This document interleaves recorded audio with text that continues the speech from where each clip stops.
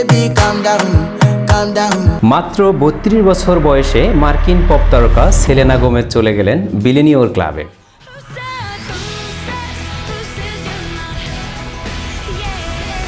American pop তারকার পাশাপাশি তিনি একজন অভিনেত্রী ও উদ্যোক্তা।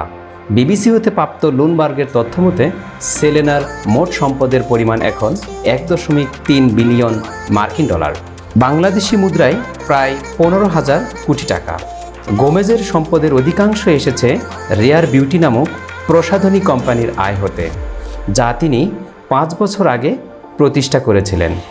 বর্তমানে কোম্পানিটির বাজার মূল্য 1 বিলিয়ন ডলার।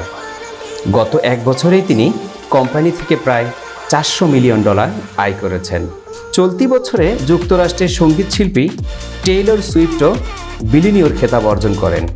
লুমবার্গের তথ্য হতে আরও জানা যায়, লুই ভিতকোস এবং পুমার মতো ব্র্যান্ডের সাথে যুক্ত হয়ে তিনি মিলিয়ন ডলার আয় করতে সক্ষম হন। Only murders in the building সিরিজে অভিনয় করতে গিয়ে তিনি প্রতি সিজনে কমপক্ষে 6 মিলিয়ন ডলার আয় করেন। এছাড়াও real estate, wonder mind album ও কনসার্ট তার আয়ের অন্যতম উৎস হিসাবে কাজ করে। ইনস্টাগ্রামে তার 424 মিলিয়নের বেশি অনুসারী রয়েছে। M A Noman, tourism TV Bangladesh.